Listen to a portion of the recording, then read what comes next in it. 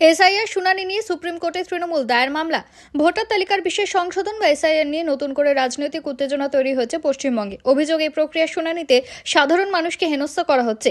এই পরিস্থিতিতে সুপ্রিম কোর্টে যাওয়ার কথা ঘোষণা করে দিলেন মুখ্যমন্ত্রী মমতা বন্দ্যোপাধ্যায়। প্রয়োজনে তিনি নিজেই সাধারণ মানুষের হয়ে শীর্ষ আদালতে সওয়াল করবেন বলে জানিয়েছেন।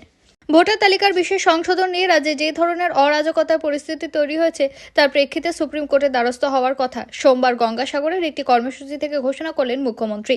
তার অভিযোগ, এসআইআর সংক্রান্ত শুনানির সময় সাধারণ মানুষকে নানাভাবে হেনস্থা করা হচ্ছে।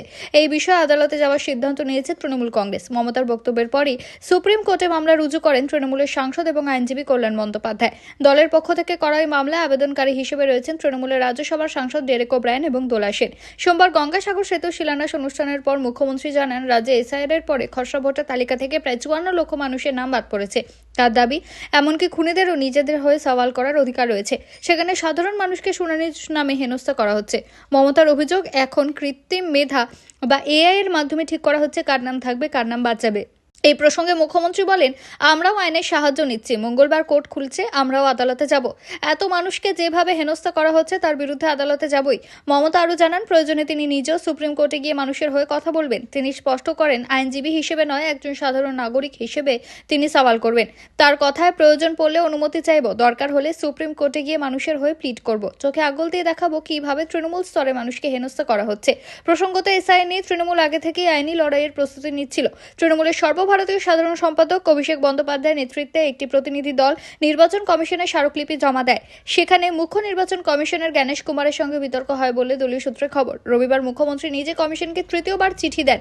3.5 পাতার ওই চিঠিতে এসআইআর প্রক্রিয়ায় একাধিক অনিয়মের অভিযোগ তুলে ধরেন তিনি। তার আশঙ্কা, এই প্রক্রিয়া চলবে, বহু বৈধ ভোটার ভোটাধিকার হারাতে পারেন এবং তার ফলে অপূরণীয় ক্ষতি হতে পারে।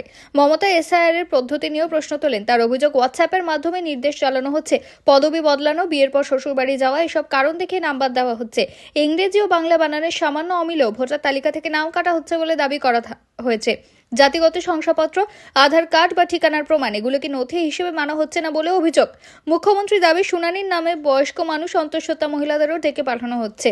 85 বছরের মানুষ অক্সিজেন মাস্ক নিয়ে হাজির হচ্ছেন শুনানিতে। এতদিন পর নাগরিকত্ব প্রমাণ করতে বলা হচ্ছে, এই প্রশ্ন তোলেন তিনি।